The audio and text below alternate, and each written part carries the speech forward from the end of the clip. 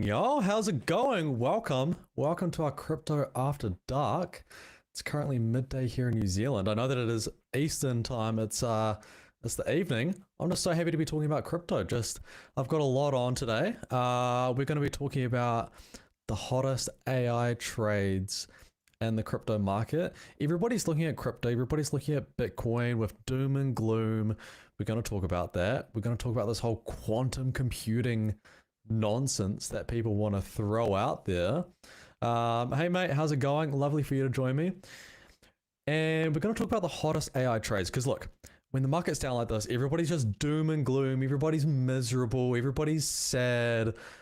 I want to be looking for opportunities, right?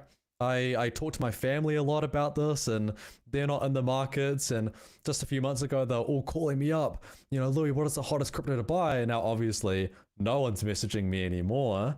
Even in the crypto space, everyone's just got all this doom and gloom. But you know what? I'm looking for opportunities. And more specifically, I'm going to be talking you through how I personally find the hottest opportunities in the crypto market. So we're going to be talking about the hottest AI trades in the crypto space. We're also going to be talking about this whole Bitcoin quantum computing risk that everybody seems to be talking about. There's going to be new computers that are going to break Bitcoin. What does that mean? Should we believe it or not? And then I'm going to give you my personal framework on how I find the single biggest crypto investment opportunities. I'm not talking about trades that got 50%. I'm talking about the 10 baggers. That's what I'm here for. So I'm super pumped that everybody is here. Hey Louis, if the super cycle is, what on earth are you trying to say there, Jay? What are you trying to say? I am bullish. Somebody needs to be Jay. Somebody needs to be. All right. Who's ready to talk some crypto here? Feel free to just keep dropping stuff in the chat. You know, I can always bring the chat on the screen. Look at that. Look at this fancy technology that we have. Is that going to come up? It's not going to come up. Typical. Anyway, before we dive into this, before we just have a good time here, I just want to say none of this is financial advice. It's strictly for information and education purposes alone. And so for the full terms, you can go to allstarcharts.com/terms. This is it. Everybody's talking about this whole quantum computing nonsense. And for those who aren't in the loop, let me loop you in. There's this new generation of quantum computers, and my understanding is that regular computers, we have bits. So it's either a 1 or it's either a 0. It's a 1 or a 0. But there's a new generation of computers coming. It could be in the next few years. It could be in a few decades. But instead of it just being a 1 or a 0, it could be any infinite number in between 1 or 0. So in other words, when someone says quantum computers, you just think that is a really fast computer. And so people are wondering, you know, if you buy Bitcoin and you're locking it up, you need to have this seed phrase. So you need to have 12 or 24 words, and that's your password. That's your password to Bitcoin. So if somebody gets that password, they can immediately take all your Bitcoin. So people are wondering, if there's going to be all these really fast computers, won't they be able to run these simulations and guess people's passwords over time? And so everybody is just, it's really funny that this narrative has only really come about as Bitcoin is in a 40 or 50% correction, right? You know, where was all this doom and gloom and panic about quantum computing when Bitcoin was at 120,000? It was nowhere. It was nowhere. Everybody was sharing Tom Lee clips on CNBC and saying how Bitcoin's going to go to 250 and it's going to be this store of value. You know what the narrative was? You know what the narrative was a few months ago was that Bitcoin was this debasement hedge, and people were just throwing around this word that they probably didn't even really know what it meant, but they just kind of sounded smart when they said it. That was what people were talking about. But now we're in the 50% correction. Now everybody wants to talk about quantum computers. And let me tell you, you know, even though the Bitcoin development community is a little bit slow at times, they're a little bit glacial, they're a little bit more conservative because they don't want to tweak anything. Let me tell you, if there's a substantial risk here, the developers are going to get on it. It's just this whole quantum computing nonsense. It's just a really good example of how price changes sentiment. It'll be fine. The developers will fix what they need to fix. They'll make the update, even if it's a little bit slow. Nothing's going to break. It's not this doom and gloom. You know, when people start talking about quantum computers, every time I hear quantum computing, it's like a drinking game for me. Somebody says quantum computing, I'll go out and buy more Bitcoin. That's what I'm doing.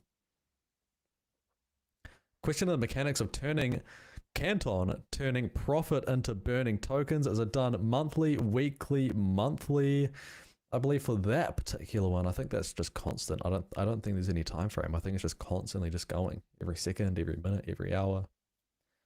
Anyway, so this whole quantum computing nonsense, and then this whole debasement hedge and this store of value. Let me just loop you in, right? Because I'm here to make money. You're probably here because you just want to have a good time. You want to relax. You want to have me and my New Zealand accent guiding you through your evening. I don't blame you. New Zealand was actually ranked. I don't know who ranked this, but apparently it's, the most sexy accent in the world. I would have thought French or I don't know. But apparently New Zealand was up there. So I can see why you want to join me here this evening. But look, let me tell you, I'm here to make money. And every time people try to throw you some narrative, you need to verify it. You can't just believe it. And a lot of the people that throw these narratives around, the reason why they're throwing these narratives around is because they have an incentive for you to buy these things. These people that throw around narratives, they're not analysts, they're salespeople.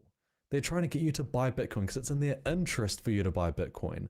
I won't go out naming any names, but everybody, all these fancy stories that you hear, most of them are just complete and utter crap. And so you need to have some filter, right? You need to have a really strong bullshit filter. And let me tell you, Bitcoin is not gold. It's not the store value, but that's not necessarily a bad thing.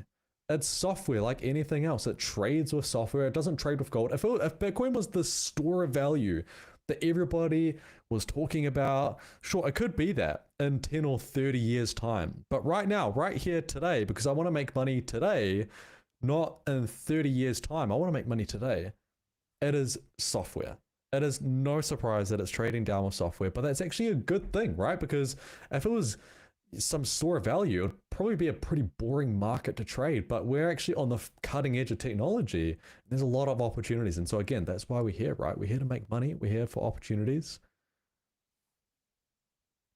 Louis, any thoughts on Citadel and Kathy backing layer 0? The token ZRO basically gave up the entire pop. I think that's just really a characteristic of where we're at in the market, right? You have this, BlackRock literally went out and I think they took a stake in Uniswap, which is a really old token, a really old crypto that's been around for a long time. If that had happened, if that headline had hit in 2018 or 2020 or even 2023, that thing would have tripled overnight. But it had a move and then it just petered out and just nobody really knew what happened. I think with layer 0, it's really interesting. They've got the big problem with that is that it's designed like a lot of these other really bad cryptocurrencies, where they've got a whole bunch of venture capitalists that have invested in this cryptocurrency and they have this vesting period. And so there'll be a few years where over time they slowly get access to this layer 0 cryptocurrency. And what that means is that there's always going to be future selling pressure. So there's always going to be, over these next few years, there's always going to be venture capitalists that are coming out, they get their tokens unlocked and they immediately sell it and take profit because they just want some exit liquidity. So there's this longer term downward pressure on price. And so even if this thing really takes off, as an investor, if I invested in this token, it might not actually get the upside that I want it to. So again, it's just, you need to be really selective about these things. And again, it just comes back to this whole narrative thing. I want to invest, I want to make money, but I'm not going to make money based on narratives, because even if something gets used and it's this whole backbone of global finance, it doesn't necessarily mean that I'm going to get rich, because you need to actually dive, the devil is in the details with these things. 0, to answer your question, it really interests me. I don't have an opinion on it. I need to do some more research into that, and I'm going to be sharing that with my members the moment I have my answer. Super cycle, Jay says, is defined as a sustained period of expansion, usually driven by robust growth and demand for products and services, as crypto going through a super cycle. If this is a super cycle, Jay, it is the shittiest super cycle that I've ever seen in financial markets. Look, some of these things will be used, right? my base case, and we're going to talk about this, Jay. We're going to talk about this. This is how I find the best investment opportunities in this space, is just by asking some really dumb questions, because 99% of the market is absolute crap, but there is 1%, like you point out with this whole super cycle theory that you have, is genuinely going to be used as the plumbing to the financial system. It's going to be integrated everywhere in the economy. And I tell people this and they still don't really believe me. They still think that I'm smoking something strange. But when I tell them that in a few years' time, when they go out and buy a stock on the New York Stock Exchange, that's listed on the New York Stock Exchange, that transaction is going to be settled on a blockchain. And what that means is that we're going to be moving towards 24/7 trading. So, you know, when you're in your underwear in bed at night and some crazy headline pops up because you just can't get to sleep, you're going to be able to sell your stocks on that headline. You're going to be able to buy and YOLO things in your underwear at night. That's the world we're living to, whether you like it or not. And the big takeaway is that there's going to be a network, or there's going to be a handful of blockchains that are powering that. So I want to find those. I already have a few answers and I want to invest in those. I don't want to invest in all this other crap that's bleeding to zero. And I'm going to walk you through my framework on how I do that. Are you buying the Bitcoin miners turned AI infrastructure firms like Wolf and Cypher? Neil, fantastic question. Believe it or not, I've got a chart on that. Where is it? Look at that. Look at how prepared I came, Neil. Every question that gets thrown at me, I've got an answer. You know, I have an answer. This is it, guys. Look, when looking for opportunities, this is what I'm looking at. I want to buy the things that are outperforming, because when Bitcoin stops going down, that is where the opportunities are going to be. And so the big title to this live stream was the best AI opportunities in crypto. This is it. This is it. These are Bitcoin mining stocks. So what we're looking at here is a fund, an ETF that holds a variety of Bitcoin mining companies. And so these companies make money by mining Bitcoin, and then they either ride the upside of Bitcoin or they just sell it on the open market. That's how they make money. But the problem with that model is that Bitcoin mining is a terrible business. The margins are really bad. You need to invest millions and millions of dollars into these high power computing rigs, and then you only just get pennies worth of Bitcoin. That's a terrible business model, right? And it's really competitive. So the smart companies in this industry, what they realized was that, hey, these Bitcoin mining rigs, these computers, we can make so much more money if we repurpose them and we take our expertise and we then use them for artificial intelligence companies. Right? Because the big problem right now, the big shortage is computing power, is GPU, is chips. I'm a bit of a gamer, right?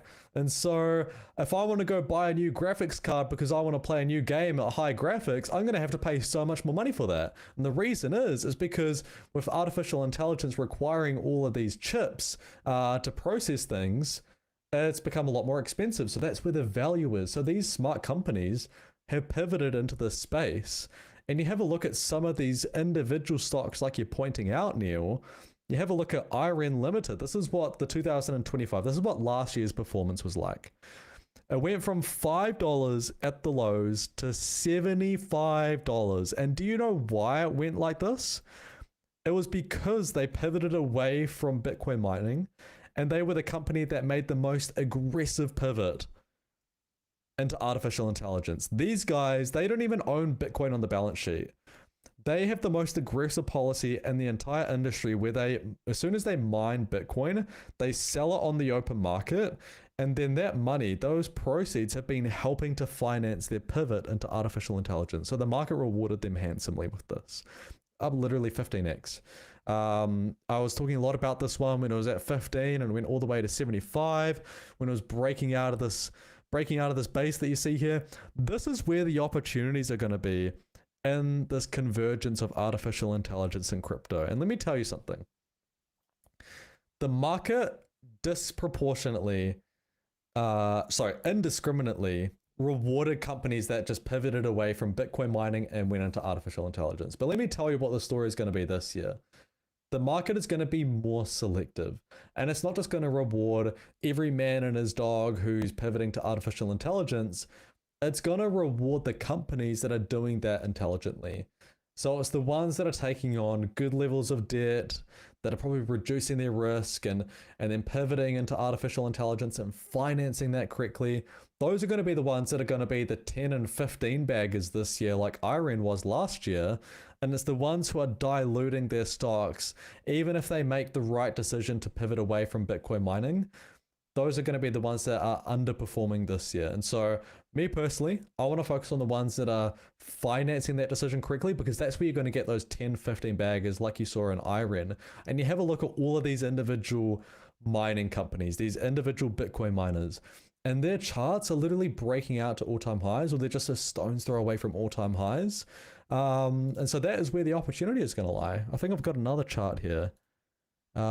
This is the chart as well. So you want to know why this is such a good trade and why crypto has been such a terrible trade. There's been this saying that software is eating the world. But now more recently, people are saying, well, artificial intelligence is now eating software because software is getting killed. But artificial intelligence isn't just eating software. The better description is that artificial intelligence is eating abundance. And so the areas of the market that have been the scarce areas of the market, stuff like emerging markets, energy, materials, cyclicals, precious metals, these have been areas of scarcity and they have performed the best. But the areas of abundance, right? You've got to think about software. With software, you can create an infinite amount of software. It's infinitely scalable. That the value of that diminishes if any man can create software. And you know, it's kind of funny as we're talking about this.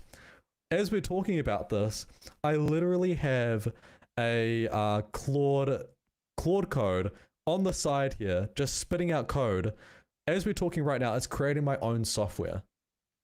Like, no joke. Like, I've literally got an AI bot literally creating my own software as we're talking right here, right now.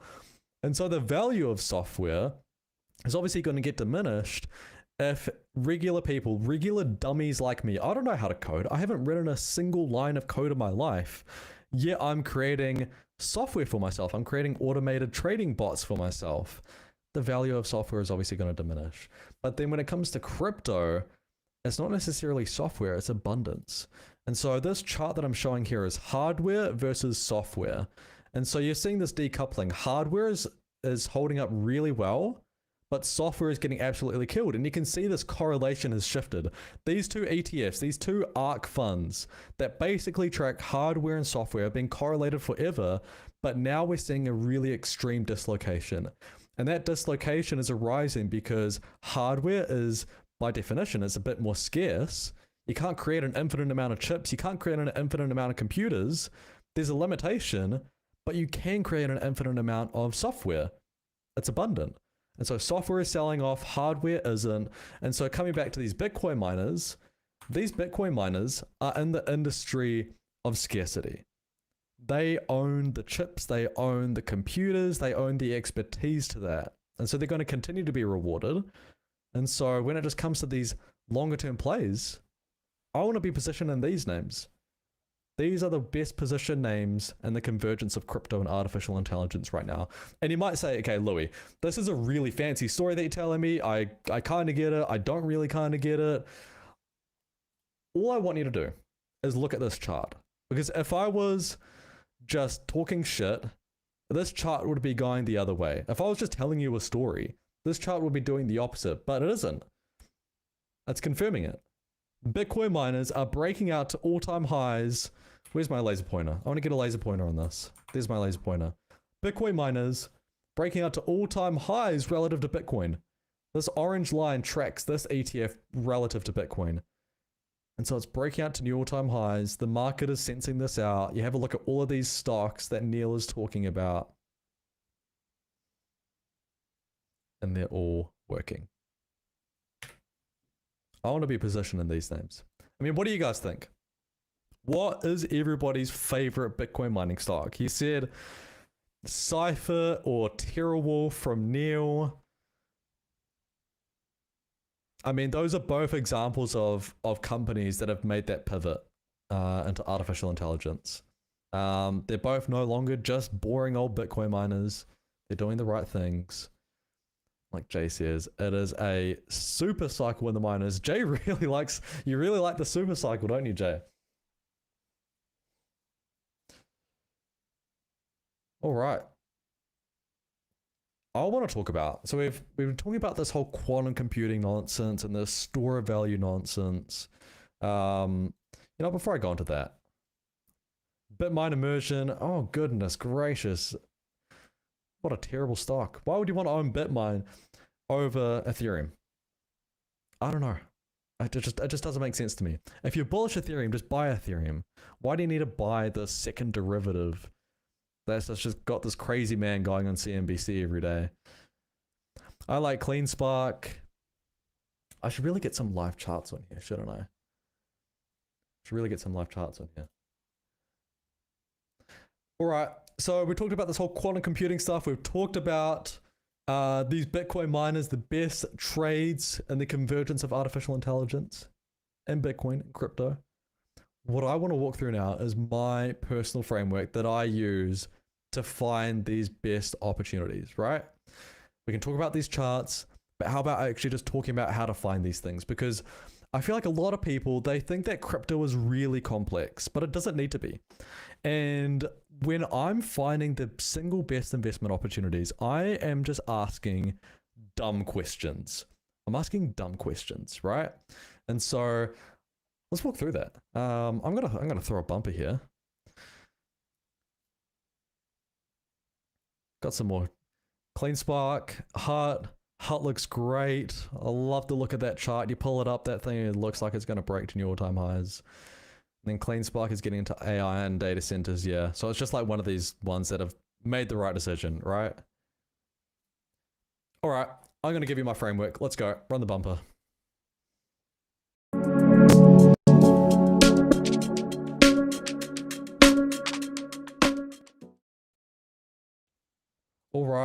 All right. You want to know what I've done? I've literally, over the last 6 months, I've read the white paper and developer document notes of every single cryptocurrency in the top 500. I'm not joking. I've read 500 different developer notes and white papers over the last 6 months. Most of these cryptocurrencies are going to zero. That is just the obvious takeaway from this exercise. And one thing that I've started to do right now is I've started to create my own proprietary ranking system. I'm going to be talking a lot more about this in the coming weeks and months. But people actually, they ask me, how do you find these opportunities? And look, here is just a basic visual that I just put together 5 minutes before we got live. This is of the top 100 cryptocurrencies. What ones scored poor, okay, good, and excellent on my custom ranking system. I'll talk to you about what that ranking system includes. But you can just see how there's this vast majority that have scored poor, a very small amount that scored okay, an even smaller amount that scored good, and a very, very tiny handful that have actually scored excellent, that have scored well on all things. The setup, the technicals, the technology, the fundamentals. Only 3% on the top 100 have scored excellent. How crazy is that? More than 75% have scored poor. I just want to let that just sit in just for a moment. And so how do we find, or how do I find these opportunities? It's really simple. And one thing that I want you to do is don't think about these as cryptocurrencies. Don't think about them as blockchains. Every confusion or misunderstanding or whatever you know about crypto, throw it out the window right now and let's just start fresh, because I don't want you to view these as cryptocurrencies. I want you to view these as roads. And I want you to ask 3 questions to determine whether this is a good investment or not. And the first question is whether that road is designed well. So in other words, is it a multi-lane highway that's filled with smooth asphalt? Or is it just this patchy dirt road that's going to be a nightmare to drive on? If you understand that question, then you're basically understanding, is this technology good? So is the technology of this cryptocurrency good? Is there a need for it? And let me tell you, most of these cryptocurrencies that get created, they're solving a problem that doesn't exist. So most of them are poorly designed, patchy dirt roads. But there's a handful that are multi-lane highways that are solving a genuine problem. That's the first question to ask. Is this a good road? Here's a really good example of a patchy dirt road. It's Bitcoin Cash. Bitcoin Cash was a fork from Bitcoin back in the day, and its basic value proposition was that it was going to be like Bitcoin, but you can use it to buy a loaf of bread at the grocery store. And let me tell you why that's a bad idea. Because we don't need this anymore. We've got stable coins. Now, stable coins use crypto technology, but the difference is that you don't need to deal in some random cryptocurrency you've never heard before. Instead, you can deal in US dollars. When you go and pay for a loaf of bread at the grocery store, that loaf of bread isn't going to cost 20% more because the value of this cryptocurrency spiked higher overnight. No, it's going to be the same. And so stable coins have rendered this particular cryptocurrency, this particular road, completely useless. And so this is a really good example of something that would score poor on the technology side. It's a dirty, patchy road. This is poor. The second question to ask is this actually a road that people are using?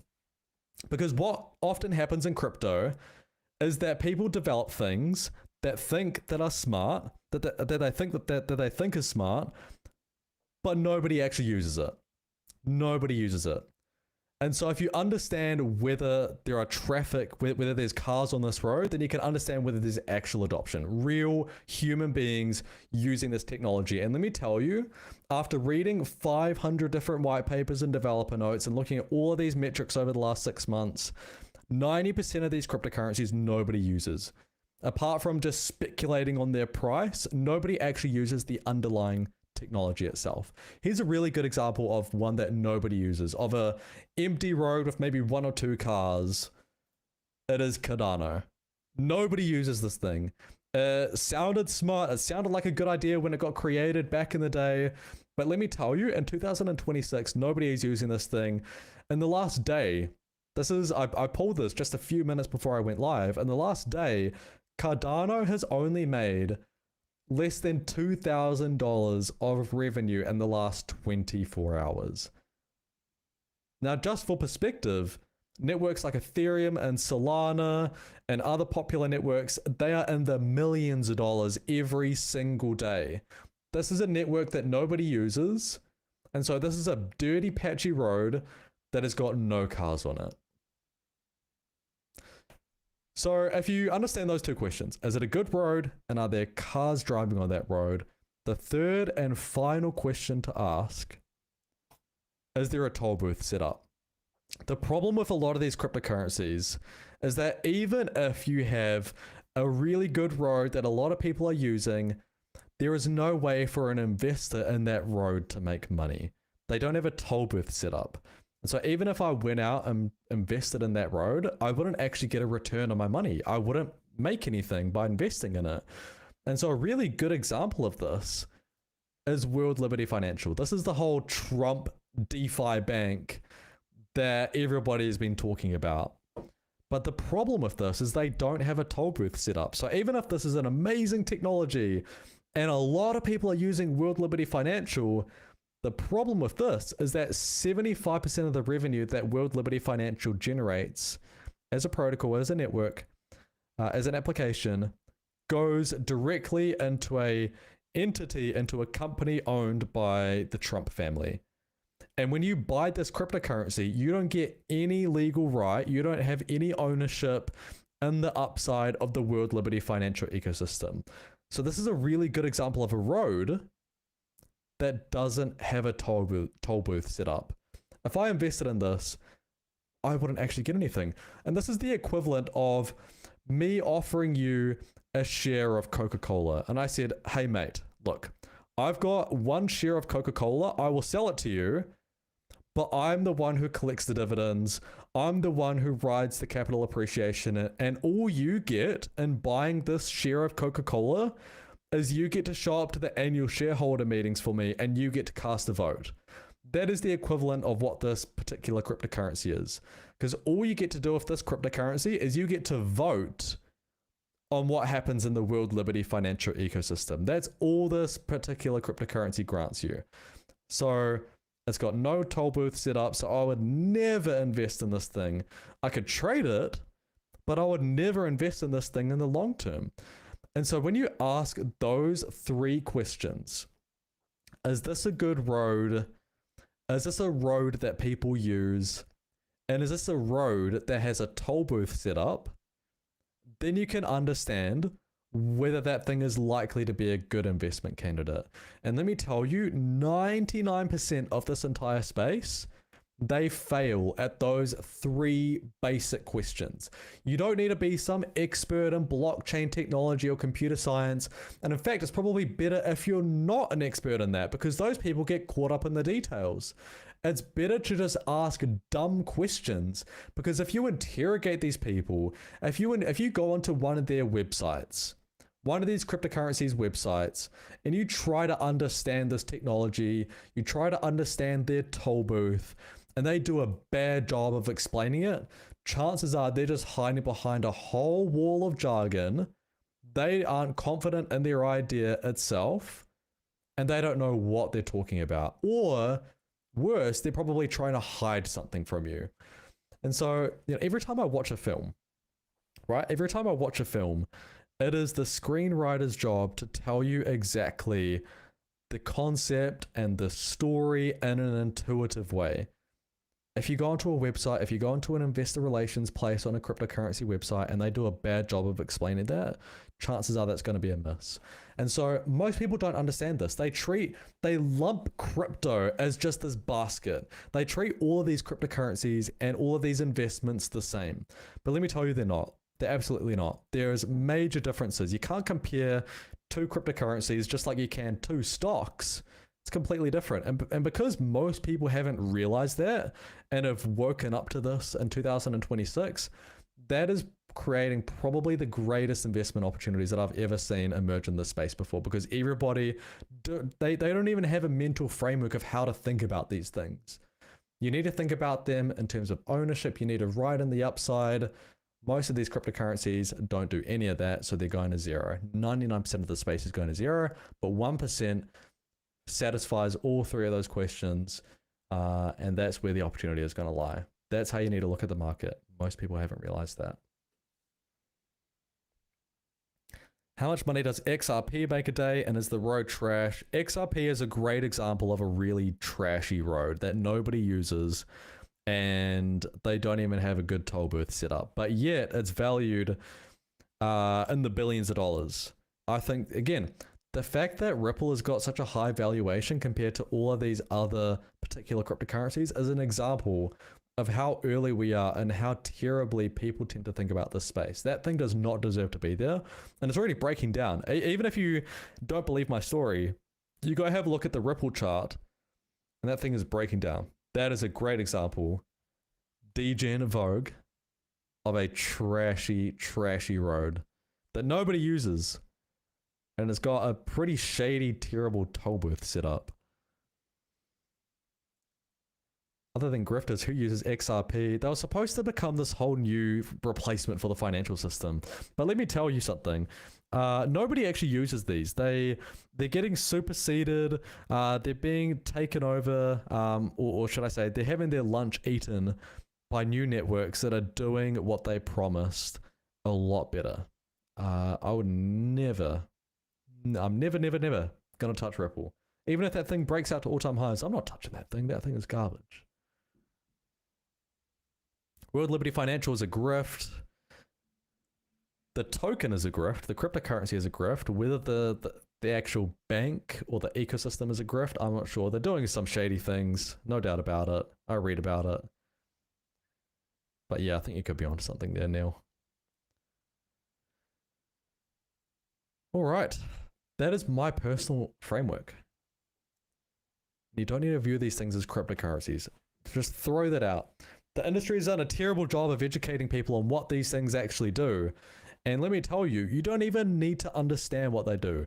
You just need to ask dumb questions, and you need to trust that if something is actually set up well, it's going to inform you in an intuitive way what its value is. Because you go into all of these cryptocurrency websites and you read their notes. I've done it. And I've done it through the lens of not a cryptocurrency expert, but as just a regular everyday human. If just a regular non-crypto guy went onto their website, would I understand these things? And the answer is no, because they don't know what they're doing. They're not confident in their skills. They're trying to hide things. So again, just be very selective. You need to be very, very selective. But if you can be selective, there's just so much opportunity out there, because the market is throwing these really good technologies that have got great roads, a lot of traffic driving on them, and they've got excellent toll booths. They've thrown those particular investments out in the trash with all the other crap, with the other 99%. So right now, that 1%, those diamonds are currently sitting in the trash with the other 99%. And what I'm doing right now is I'm having a great time doing this. I'm going into the trash and I can just smell what is shit, and then I can see those diamonds because they reflect the light. It's very easy to tell them apart, and you just pick them out, you wash them under the tap, you sit on them, and then in a few years they'll be fine. You need to be really selective, and there's a lot of opportunity because the market is indiscriminately selling these things. All right, that is enough of a rant from me. This is supposed to be a very chill evening time show, and here I am getting very heated and emotional. I should just like lower the energy a little bit, just lower it down. And I've got a perfect idea to lower the energy down. I saw this on Twitter. What do you guys think about this? I'm really curious to see what everybody thinks about this. Sam Bankman-Fried, the former founder of the now defunct exchange FTX. I think I've got a hoodie. Hang on. I've even got, let me get it out. I was wearing this earlier today. How cool is this? It is a hoodie, an FTX hoodie. When FTX was blowing up, and I knew that it was blowing up because I was tracking the order flow that very day. I remember it because there was this big spat going on between CZ, the founder of Binance, and SPF. And they were having this big public dispute. And the big theory at the time on Twitter was that if the price of the FTX token went below, I think it was $22, that would force a major bank run on the exchange. And so I was really interested in that. And so I went and had a look at the order flow on that day. I remember it very vividly. And you could see we call it a cumulative volume delta. So it basically tracks how aggressive buyers and sellers are on the order books of derivatives exchanges. I was doing this and I was tracking the difference between FTX and Binance. And you could just see this, the cumulative volume delta on FTX was just going up and up and up and up to the right. Like I've never seen that before. And then on FTX, on Binance, it was the opposite. It was going down, down, down, down, down. So what was happening was that CZ and the guys at Binance were just dumping a whole bunch of FTX tokens, and they wanted this thing to go below 22 because they knew that if they could get the price of this FTX token below 22, they would liquidate and they would cause a major run on their biggest competitor. And so they had this incentive to drive down the price of the FTX token. And I was just watching this and I knew that it wasn't going to end well. That day when I was watching that order flow, I just withdrew all my money out of FTX, so thank God. Because that was actually the exchange that I traded on. I actually didn't mind trading on FTX back in the day. But that day when I was watching that order flow, I withdrew all my money and I took out some of that money that I had in my crypto account there, and I went onto the FTX website and I tried to buy as much merchandise as possible that I could get my hands on because I knew this exchange was going to blow up. And so I was very happy to get that hoodie while I could. But anyway, so I found it hilarious that this week you had Sam Bankman-Fried. He posted this tweet of what his investments would have been worth today. And he's basically salty. He's sitting in his prison cell because he didn't manage risk very well and he used client funds to gamble and to invest with. And he's saying, well, look, you know, even if I didn't get caught, even if I wasn't caught doing illegal and shady things, look at how much my investments would have been worth today.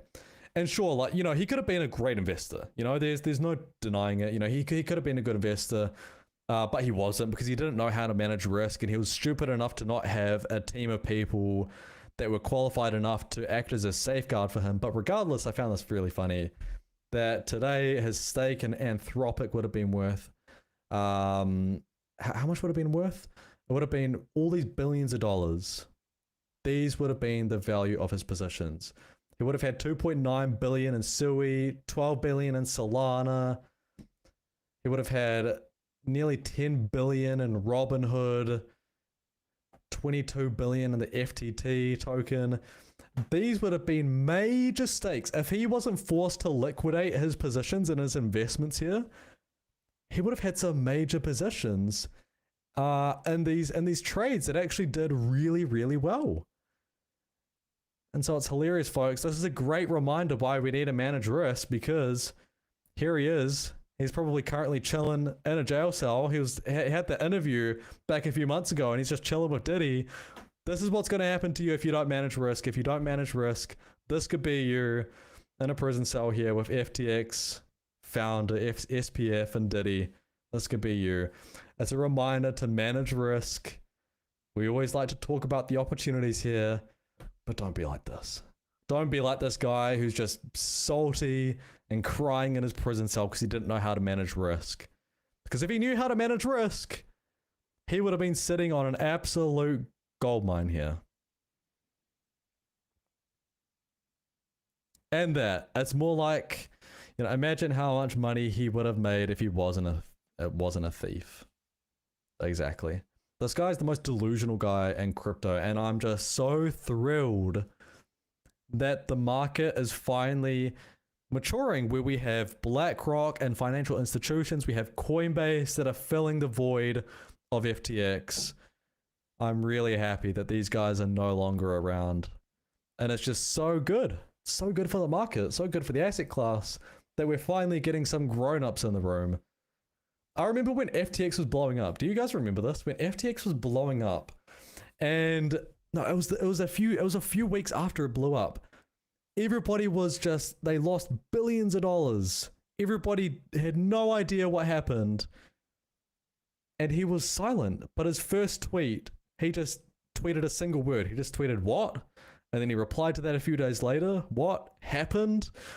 And this guy was such a moron with how he was communicating. Everybody was so enraged with what happened, and he just wouldn't communicate and tell anybody what happened on Twitter. And he was just sending these cryptic tweets. Man, I'm happy he's out of the market. So look, I'm gonna end it there. We talked about this quantum store of value nonsense that you hear about on Twitter. I want to make sure that you're filled on that, so you have a strong bullshit filter. We talked about some of these best AI trades between the convergence of artificial intelligence and crypto. These Bitcoin miners are doing all the right things. I want to be invested in those. And then I talked you through my personal framework on how I look for the best opportunities in the entire crypto market. Throw out everything you understand about crypto. Forget about blockchains and all this technology and jargon that people throw at you. You don't need to know it. Don't feel intimidated, because, you know, ultimately the burden is on these crypto providers. If they do a bad job of explaining things, which most of them do, chances are they probably don't even know what they're talking about. So you don't even need to understand that. Just view these things as roads and ask 3 key questions. Is it a good road? Are there people driving on that road? And do they have a toll booth set up? If you understand that, you're going to be ahead of 99% of investors. So that's my framework. And then we also clowned at FTX, at SPF. That was a bit of fun. A bit of fun, wasn't it? As Spencer would say, smash that like button, chat. Be well, Louis. Thanks, Neil. Appreciate it. Good to hear your rants on a Thursday night. Refreshing. Hey, mate, really appreciate everybody joining me today. And I wish you all a fantastic end to the week. See you later, guys.